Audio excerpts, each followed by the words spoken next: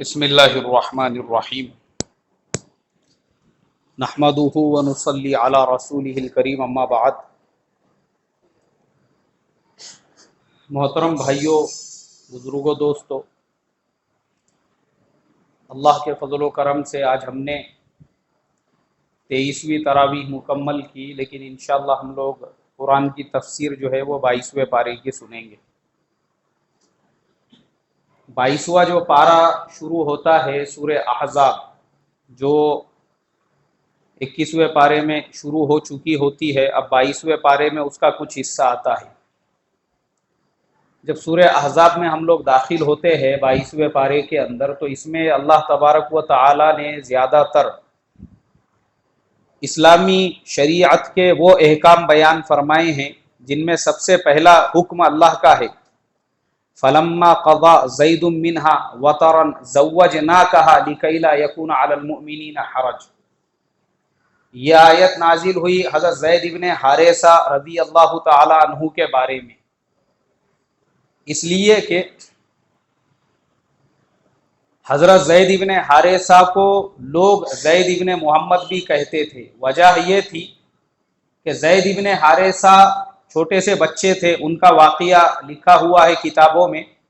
اللہ کے نبی نے ان کی پرورش کی، ان کو پالا پوسا بڑا کیا، تو مکے میں مشہور ہو گئے وہ کہ یہ حضور کے ہی بیٹے ہیں، اس لیے لوگ ان کو زید ابن حارثہ کی بجائے زید ابن محمد کہتے تھے۔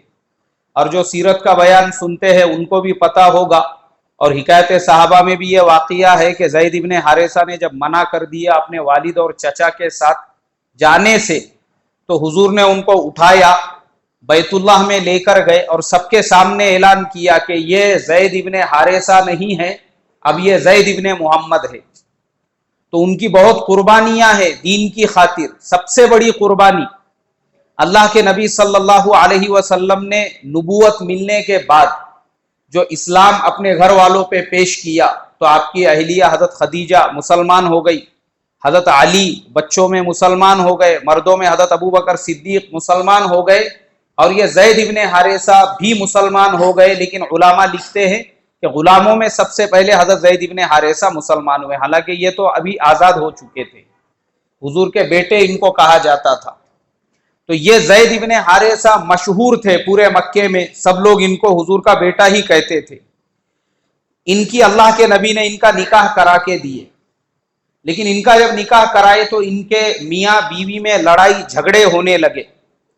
اللہ کے نبی صلی اللہ علیہ وسلم نے بہت کوششیں کی سمجھانے کی، ان کی اہلیہ سے کہا کہ دیکھو تم زید سے طلاق مت لو۔ ان کی اہلیہ نے کہا اے اللہ کے نبی، اگر یہ آپ کا حکم ہے تو میں طلاق نہیں لیتی ہوں، اور اگر آپ کا مشورہ ہے تو پھر مجھے آپ کا مشورہ قبول نہیں ہے، اس لیے مجھے تو ان سے طلاق ہی چاہیے۔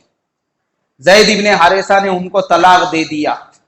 اب جب اللہ کے نبی کی جن کو طلاق دی گئی وہ اللہ کے نبی کی رشتہ دار تھی، اب رشتہ داری کی بنا پر حضور کو بھی صدمہ ہوا، غم ہوا، اور زید ابن حارثہ جو تھے ان کو بھی، اس لیے کہ ان کو طلاق دینی پڑی۔ اب جب طلاق دے دی گئی تو اللہ تبارک و تعالی نے آسمانوں میں اللہ کے نبی کا نکاح حضرت زید ابن حارثہ کی مطلقہ کے ساتھ میں پڑھا دیا، اور قرآن میں اس کے بارے میں آیت نازل کی۔ اور قیامت تک کے لیے منہ بولی جو رشتہ داری ہے، کہ منہ بولا بھائی ہے، منہ بولا بیٹا ہے، منہ بولا جو ہے فلانا رشتہ دار ہے، اس کو ختم کر دیا کہ اسلام کے اندر منہ بولے رشتے کا کوئی حقیقت ہی نہیں ہے، منہ بولے رشتہ داری کی۔ جیسے ہمارے یہاں پر بھی بعض لوگ جن کو اولادیں نہیں ہوتی ہے، وہ کسی اور کا بچہ لا کر یا یتیم خانے سے اڈاپٹ کرتے ہیں بچوں کو، اور اس کو پھر اپنے گھروں میں پالتے ہیں، پوستے ہیں۔ اسلام میں اس کی کوئی حقیقت اور حیثیت نہیں ہے، وہ میراث کا حقدار بھی نہیں ہوگا۔ اب اگر اس کو محرم بنانا ہے تو اس کا ایک ہی طریقہ ہے کہ وہ عورت اپنا دودھ اس کو پلائے۔ کیا پلائیں گی بھائی؟ جو عورت نے اس کو لے کر آئی ہے تو اب وہ منہ بولا بیٹا نہیں رہے گا، وہ رضاعی بیٹا بنے گا۔ کیا بن جائے گا پھر؟ رضاعی بیٹا۔ اور رضاعی کے احکام کے اندر میں چوتھے پارے میں بتا چکا ہوں کہ وہ تمام احکام اب اس کے لیے نافذ ہو جائیں گے، کہ اس عورت کی جو بیٹیاں ہیں وہ بھی اس کے لیے حرام ہوں گی، اس لیے کہ وہ سب اس کی رضائی بہنیں ہیں. تو اس کو حلال کرنے کا یا جائز بنانے کا ایک ہی طریقہ ہے کہ جس بچے کو آپ اپنے گھر میں پالنے کے لیے لا رہے ہیں وہ عورت اس کو اپنا دودھ پلائے. وہ بچہ جب اس عورت کا دودھ پیے گا تو پھر وہ اس کا رضائی بیٹا بن جائے گا. لیکن منہ بولا بیٹا اسلام نے ختم کیا اور پھر یہ آیت نازل کی، اس لیے کہ عرب اللہ کے نبی پہ اشکال اور اعتراض کرنے لگے. کیسے نبی ہے، اپنی منہ بولی بہو سے انہوں نے نکاح کر دیا. حضرت زید تو منہ بولے بیٹے تھے. تو قرآن میں آیت نازل کی فلما قضا زید منہا وطرا زوجناکہا لکی لا یکون علی المؤمنین حرج. اللہ نے منہ بولے رشتے کو قیامت تک کے لیے کٹ کر دیا کہ اسلام میں منہ بولے رشتے کی کوئی حقیقت اور کوئی حیثیت نہیں. جیسے آج کل ہمارے زمانے میں بھی بہت سارے مسلمان نامحرم عورتوں کو جو ہے ان سے بات چیت کرتے ہیں یا ان کے گھروں میں آنا جانا ہوتا ہے. ارے بھائی آپ وہ نامحرم عورت کے گھر میں گئے تھے آئے تھے؟ نہیں، ہماری منہ بولی بہن ہے وہ. ایسے سے منہ بولی بہن نہیں بنتی. کوئی غیر مسلم لڑکی ہے ان کے ساتھ میں آپ کے تعلقات ہے، ارے کیا ہے؟ نہیں، منہ بولی بہن ہے، ہر راکھی کو راکھی باندھتی بولے وہ مجھے. ہاں نہیں ہے، مسلمان ہے ایسے بہت سارے. یہ اسلام میں جائز نہیں ہے. منہ بولا رشتہ ہے ہی نہیں. یہ منہ بولا بھائی ہے، یہ منہ بولی بہن ہے، یہ منہ بولی خالہ ہے، وہ منہ بولی پھپھو ہے. یہ رشتے کی کوئی حقیقت نہیں ہے. اسلام میں حقیقت اور اصلیت اگر ہے یا تو خون کے رشتے کی اور یا تو دودھ کے رشتے کی. یہ دو رشتوں میں سے آپ کا رشتہ ہونا چاہیے، یا تو بلڈ ریلیشن ہو یا پھر دودھ کا رشتہ ہو، رضاعی رشتہ ہو، تو اس کو اسلام کے اندر کوئی حیثیت ہے اور اس کی کوئی حقیقت ہے. تو اللہ نے یہاں پہ اس سے منع کر دیا. آگے بڑھتے ہیں. اب آگے اللہ تبارک و تعالی نے پردے کے احکام جاری فرمائے، اور پردے کی آیتیں کیوں نازل ہوئی وہ بھی معلوم ہونا چاہیے. اس کا شان نزول بہترین انداز میں مفسرین نے لکھا ہے. علامہ ابن کثیر رحمت اللہ علیہ فرماتے ہیں مسلمان عورتیں اس زمانے کے اندر وہ چادر اوڑا کرتی تھی اپنے بدن کے اوپر اور اپنے بدن کو چھپاتی تھی. یعنی پردے کی آیتیں اترنے سے پہلے بھی مسلمان عورتیں حجاب کا اہتمام کرتی تھی.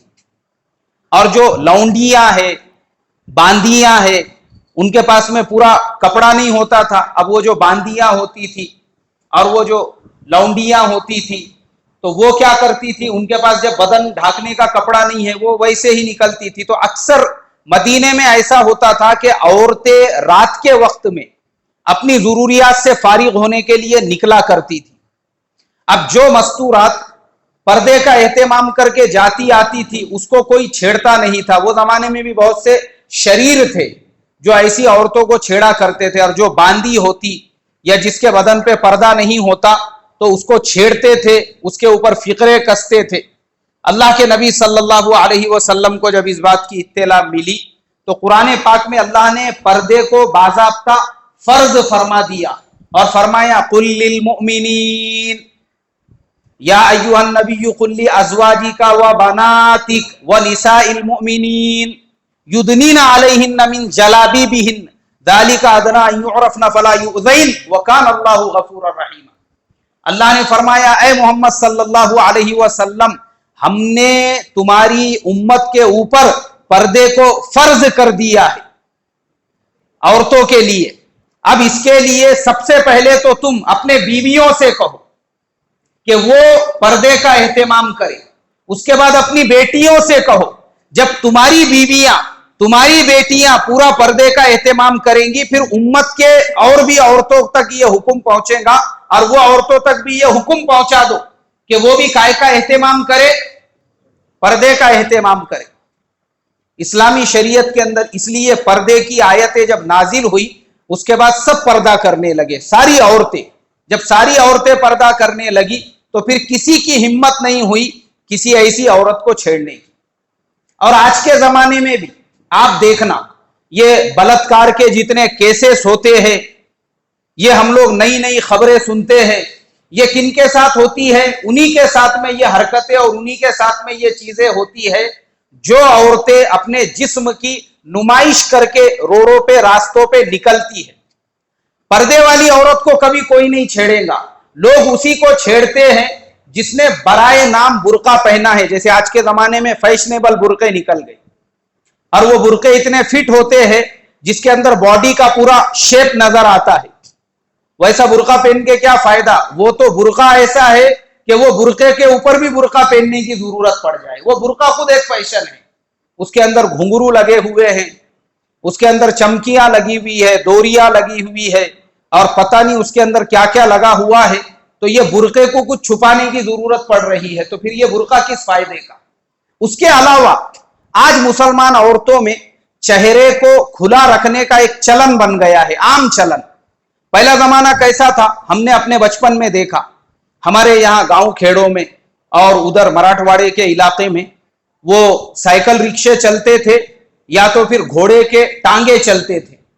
اب مثال کے طور پہ کسی گھر کی مستورات کو ریلوے اسٹیشن جانا ہے یا کہیں پر جانا ہے تو وہ ٹانگا یا وہ رکشہ جو بلایا جاتا تھا، وہ رکشے کے باہر جو ہے ایک چادر باندھی جاتی تھی ایسا رکشے کے چاروں طرف سے، یعنی وہ رکشے میں جو مستورات بیٹھی ہے وہ آلریڈی قائمے ہیں، ارے قائمے ہے بھائی، پردے میں ہے، برقعے میں ہے، لیکن ان کے اوپر بھی کہ ان کے پردے کے اوپر بھی کسی کی نظر نہ پڑے، اس کے لیے وہ وہاں پر جو ہے اس کے باہر بھی ایک ایسی چادر باندھی جاتی تھی، اور وہ چادر کے اندر وہ بزرگ عورتیں، کیونکہ میں نے خود اس میں سفر کیا ہوں ہمارے گھر کی بزرگ مستورات کے ساتھ، نانیوں کے ساتھ اور بڑی عمر کی مستورات کے ساتھ میں، تو ہم جو ہے نا وہ تھوڑی سی چادر ہٹاتے تھے، اب کون سا ایریا آیا ذرا دیکھنے کے واسطے، تو وہ بوڑھیاں جو بیٹھی ہوئی رہتی تھی ایسا ٹپو مارتی تھی سیر پہ، ارے چھوڑ اس کو بول کے،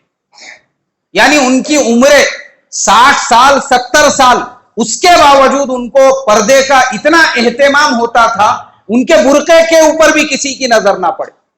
اور مجھے اچھی طرح یاد ہے پربھنی کے اندر ہمارا مکان تھا ہمارے والد صاحب کا، تو وہاں پر بہت بڑا گھر تھا، اس میں سے آدھا مکان جو ہے وہ ایک کچھی برادری تھی، ان کو میمن تھے، ان کو کرائے سے دیا ہوا تھا، ان کا کچھ اپنا کاروبار چلتا تھا، تو وہ بزرگ عورت تھی، یعنی جو لڑکے لوگ تھے ان کی والدہ، اب سوچو ان کے بچوں کی دکانیں چلتی تھی، اب ان کی والدہ، وہ والدہ کی عمر کتنی ہوں گی؟ کم سے کم 50 سال کے اوپر تو ہوں گی، لیکن مجھے یاد ہے ابھی تک وہ بڑی بھی کچھ بھی ضرورت سے جب اپنے گھر سے باہر نکلتی تھی، ان کے پاس میں ایک برقع ایسا ہوتا تھا، وہ برقعے میں کچھ نظر نہیں آتا تھا، صرف آنکھوں کے پاس میں جیسے اگربتی سے تھوڑے سے سوراخ کیے ہوئے ہوتے ہیں نا، اگربتی کے جو سوراخ ایک دم چھوٹی سی ایسی جالی ہوتی تھی، اس میں اگربتی کے جیسے ایسے سوراخ کیے ہوئے جیسا نظر آتا تھا، وہ برقعے کو گنڈی نہیں، بٹن نہیں، کچھ نہیں،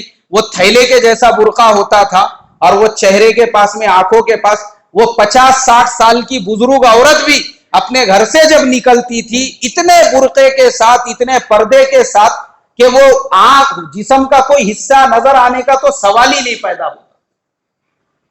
اور آج ہمارے زمانے کے اندر برقعے کو خود ہم نے ایک فیشن بنایا، اور میرے جیسا کوئی مولوی یا کوئی امام لوگوں کو جمعہ کے بیان میں یا پردے کے بارے میں یا برقعے کے بارے میں بتائے، تو آج ہمارا معاشرہ اتنا ننگا ہو چکا ہے کہ ہم سننا بھی نہیں چاہتے۔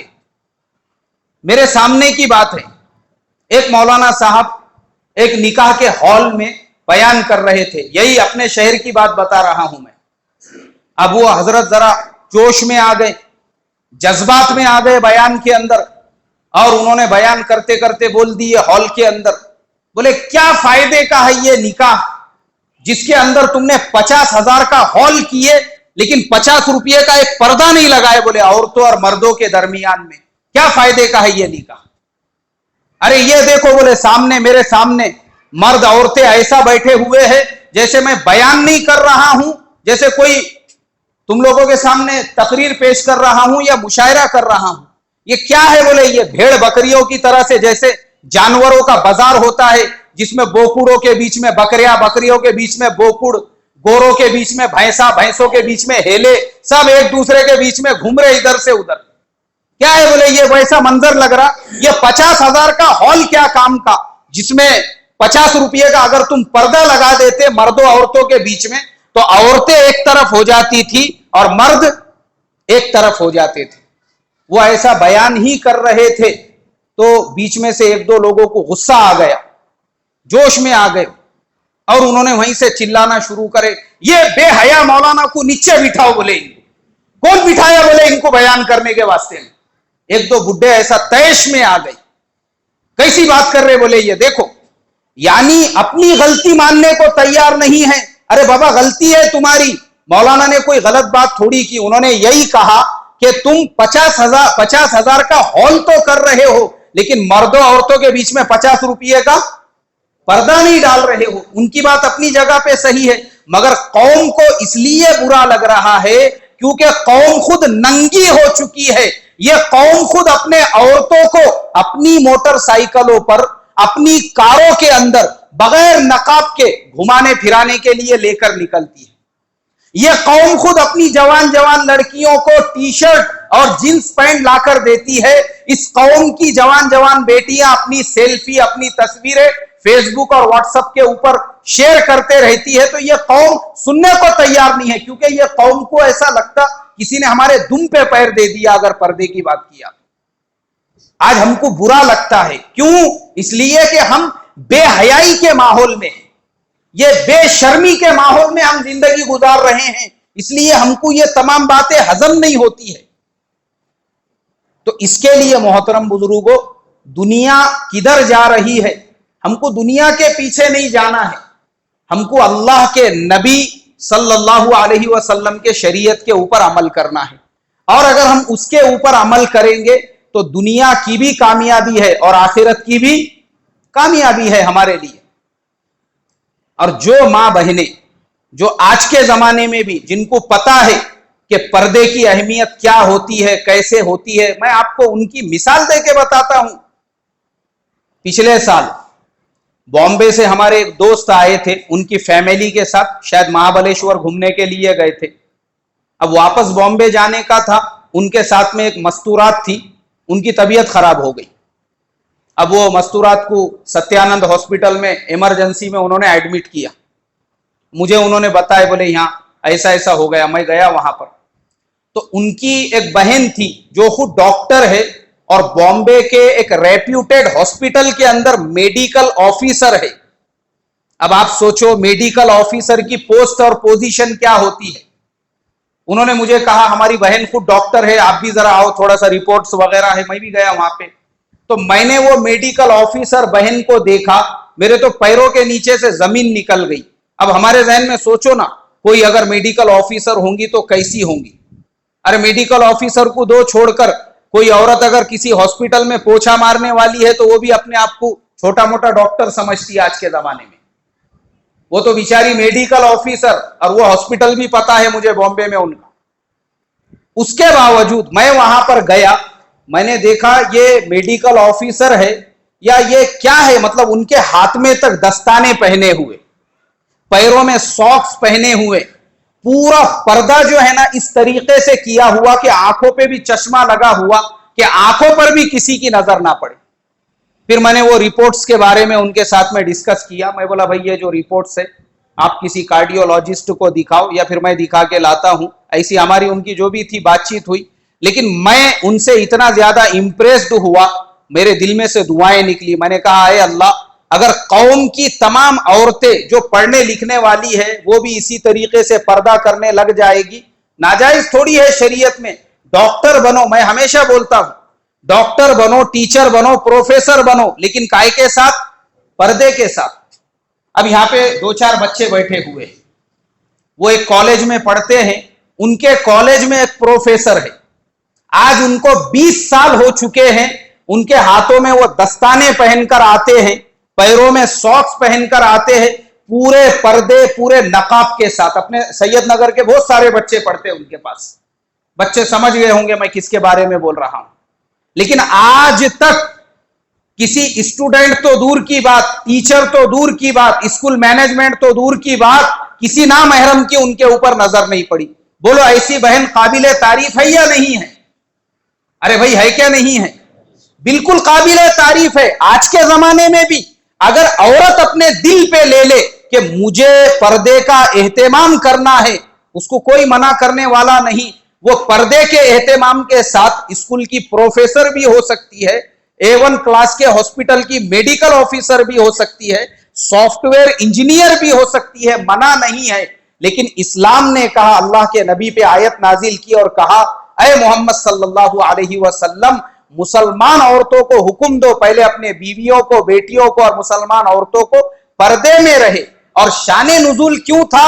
اس لیے کہ جو بے پردہ عورتیں تھیں ان کے اوپر کیا ہو رہے تھے؟ حملے ہو رہے تھے, لوگ ان کو چھیڑ رہے تھے. اور آج بھی انہی عورتوں کو لوگ چھیڑتے ہیں جو عورتیں کیسی پھرتی اور گھومتی ہے, بے پردہ ہوتی ہے, چہرہ کھلا ہوا ہے, پھر ان کے ساتھ عجیب عجیب حادثے اور واقعات پیش آتے ہیں. تو چہرے کا چھپانا بھی فرض ہے. ہاں, چہرے کا چھپانا بھی فرض ہے. آپ چاہے اپنے بیوی کو لے کر نکلو یا اپنی والدہ کو, آج عام ہو چکا ہے موٹر سائیکلوں میں اور کاروں میں بغیر پردے اور بغیر برقعے کے گھروں کی مستورات کو لے کر نکلنا مسلم معاشرے اور مسلم سماج کے اندر. اللہ میری تمہاری حفاظت فرمائے. پردے کا اہتمام ضروری. اور میں آپ کو بتاتا ہوں, یورپ کے اندر, یورپ, امریکہ, وہاں پہ جو وہاں کے لوکل لوگ ہیں ایک دم فیشن میں ننگے رہنے والے, وہاں پہ وہ اسلام قبول کر رہے ہیں, وہ ایمان میں داخل ہو رہے ہیں.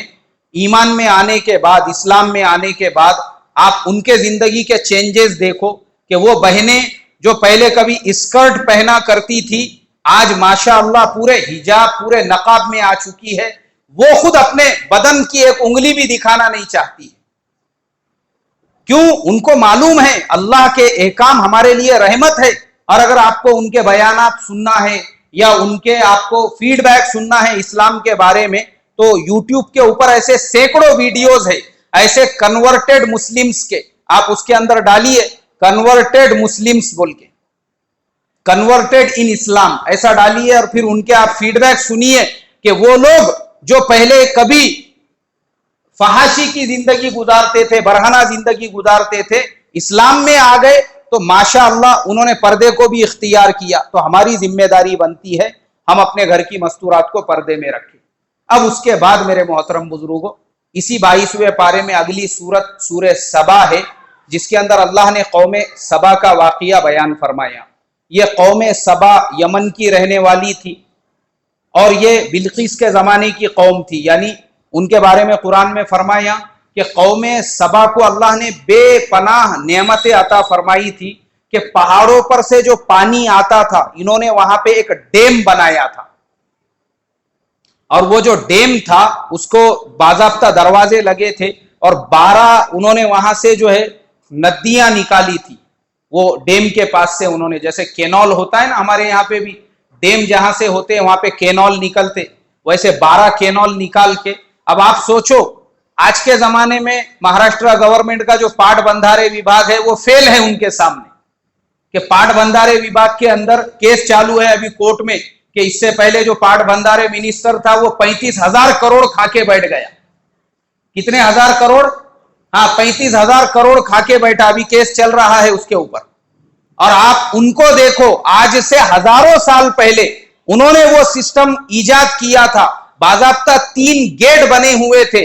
سب سے پہلے جو ہے اوپر کا گیٹ, جب اوپر کا پانی ختم ہوا پھر بیچ والا گیٹ, نیچے والا گیٹ, ایسے 3 گیٹ انہوں نے بنائے تھے. اور اس کے علاوہ 12 انہوں نے کینال بنائے تھے جو پورے علاقے کو سرسبز و شاداب کرتے تھے. اور قرآن میں اللہ نے فرمایا کہ ایسے باغات وہاں پر تھے, ایسے پھل تھے, ایک عورت اگر خالی ٹوکرا لے کر ان باغات کے نیچے سے چلتی تو وہ آٹومیٹیکلی پھلوں سے بھر جاتا تھا. کوئی پرندہ اگر ان باغوں میں گھس جاتا تو ان باغوں سے باہر نہیں نکل سکتا تھا. ایسے وہ گنجان باغات تھے. لیکن جب باغات ہوئے, مال ہوا, دولت ہوئی, تو اللہ کی نافرمانی پیدا ہوئی. اور جب اللہ کی نافرمانی کی, زکات دینے سے انکار کیا اور کہا کہ کون اللہ کون خدا, اس لیے کہ مستی جو آتی ہے وہ پیسے آنے کے بعد آتی ہے. غریبی میں مستی آتی ہے کیا؟ ہاں غریبی میں نہیں. جیسے ہمارے مولانا یونس صاحب رحمت اللہ علیہ فرماتے ہیں, بولے جیب کا پیسہ بھی اکڑ لاتا ہے. ہاں جیب خالی رہے گا تو پیر زمین کے اوپر برابر پڑیں گا, لیکن جیب بھرے ہوئے رہیں گے تو پیر بھی اکڑ کے چلیں گا. اور وہ مولانا واقعہ سناتے تھے, بولے بامبے کے اندر ایک پاکٹ مار جو ہے بامبے کے اندر، اب یہ نوے جو بچے لوگ ہیں انہوں نے نہیں سنے ہوں گے وہ واقعہ، پرانے لوگوں نے سنے ہوں گے، اس لیے میں واپس سے سناتا ہوں۔ مولانا بولتے تھے بامبے کے اندر بولے ایک پاکٹ مار دوسرے شہر کا، وہ آیا بامبے گھومنے کے واسطے، اس نے بولا کہ یار بامبے کے اندر جو پاکٹ مار رہتے وہ بہت مشہور ہے، معروف ہے، ذرا میں ان کا امتحان لیتا ہوں۔ تو اس نے اپنے جیب میں نقلی نوٹوں کی گڈی رکھا اور وہ بامبے کے فٹ پاتھ سے گزرنے لگا۔ اب اس کے بعد میں جو ہے اس نے دیکھا کہ مجھے 1-2 دن ہو گئے کسی نے میرے جیب میں کا مال نہیں اڑایا، تو وہ کہنے لگا بولے کیا بامبے کے پاکٹ مار ہے، چلا اتنے دن سے جیب میں مال رکھ کے گھوم رہا ہوں، کسی نے بھی میرے جیب میں کا مال نہیں چرایا۔ اب اتفاق سے ایک پاکٹ مار بازو میں کھڑا ہوا تھا، مولانا بولتے تھے وہ اس نے کہا بیٹا چل آگے چل، 3 بار تیرے جیب میں کا مال نکال کے رکھ چکا ہوں۔ جیب میں نقلی نوٹ رکھ کے پھرتا ہے، اصلی نوٹ بھی نہیں ہے بولے۔ تو مولانا فرماتے تھے بولے ہمارے استاد کے پاس میں ایک طالب علم پڑھتا تھا، وہ یہی کام کرتا تھا۔ تو ہمارے استاد نے ایک دن اس سے پوچھا بولے بیٹا تم کو کیسے پتا چلتا ہے کہ اس کے جیب میں مال ہے جب چلنے والا؟ بولے حضرت ہم لوگ یہ نہیں دیکھتے کہ جو آدمی ہے وہ کیسا ہے، اپ ٹو ڈیٹ ہے، پڑھا لکھا ہے، کپڑوں میں ہے، کیسا ہے، ہم تو خالی اس کے پیروں پہ نظر رکھتے۔ جب ہم دیکھتے کہ پیروں میں اور چال میں اکڑ ہے تو ہم سمجھ جاتے کہ اس کے جیب میں مال ہے، لیکن کپڑے وپڑے اچھے ہیں مگر ایک دم ڈھیلا ڈھالا چل رہا ہے تو ہم سمجھ جاتے کہ یار کپڑے تو اچھے ہیں جیب میں کچھ بھی نہیں۔ تو مولانا فرماتے تھے کہ جیب کا مال بھی کیا لاتا ہے؟ اکڑ لاتا ہے۔ جب ان کے پاس کچھ نہیں تھا، کوئی اکڑ نہیں تھی، مگر اب باغ آ گئے، مال آ گیا، دولت آ گیا، تو کیا آ گئی؟ اللہ کی نافرمانی آ گئی، اور کہنے لگے ہم کو تو کوئی بھی کوئی نقصان نہیں پہنچا سکتا۔ اللہ نے اس قوم کو برباد کیا کس کے ذریعے سے؟ چوہوں کے ذریعے سے۔ کس کے ذریعے سے؟ چوہوں کے ذریعے سے۔ چوہوں کی فوج بھیجی اور چوہوں نے وہ ڈیم کو نیچے سے کوریدنا شروع کیا، کوریدتے چوہوں نے وہ ڈیم کو صاف کر دیا، اور اس کے بعد جب ڈیم پھٹا وہ پورے باغات، پوری بستیاں، وہ سارا کا سارا برباد ہو گیا، سب کچھ برباد ہو گیا۔ اور جب وہ سارا کا سارا برباد ہو گیا، یہ عذاب ہے اللہ کا۔ اگر اللہ کے حکموں پہ، اسی لیے اللہ نے نعمتیں دی ہے، اس کے حقوق ادا کرتے ہوئے انسان نے اس کا کیا کرنا چاہیے؟ شکر ادا نہیں کیے۔ اس کے بعد اللہ نے خود قرآن میں فرمایا وہ میٹھے پھلوں کے باغات کو ہم نے کڑوے پھلوں میں بدل دیا۔ کائے میں بدل دیا؟ کتنے سال پہلے کا واقعہ ہے معلوم ہے کیا؟ یہ حضور صلی اللہ علیہ وسلم سے بھی ہزاروں سال پہلے کا واقعہ ہے، لیکن میں آپ کو آج کی بات بتاتا ہوں۔ اب وہ علاقہ یمن میں نہیں، اب وہ علاقہ عمان میں آتا ہے۔ بہت سارے میرے جان پہچان والے ہیں وہاں کے۔ تو ایک دوست سے میں نے کہا، میں بولا یار وہ قوم سبا کا قرآن میں ذکر ہے؟ ہاں بولے وہ ہمارے یہاں سے اتنے دور ہے۔ میں بولا کبھی گئے تم؟ ہاں میں گیا۔ بولے وہاں پہ ابھی بھی سنتروں کے اور پھلوں کے جنگل ہے، باغ نہیں ہے۔ کیا ہے وہاں پہ؟ جنگل ہے، لیکن وہ پھل اگر توڑ کے کھائے نا اس کا مزاج ایک دم کڑوا ہے، کڑو ہے، کھانے کے بھی کام کے نہیں۔ اللہ نے کتنے سال پہلے عذاب بھیجا تھا؟ ہزاروں سال پہلے، اور آج بھی وہ عذاب کے اثرات وہاں پہ موجود ہے۔ اس لیے محترم بزرگوں، اللہ کے عذاب سے ہمیشہ ڈرتے رہنا چاہیے۔ کریں گے فکر انشاءاللہ۔ اللہ مجھے آپ کو عمل کی توفیق عطا فرمائے۔ سبحان اللہ و بحمدہ، سبحانک اللہم و بحمدک، نشہد ان لا الہ الا انت، نستغفرک و نتوب الیک۔ سبحان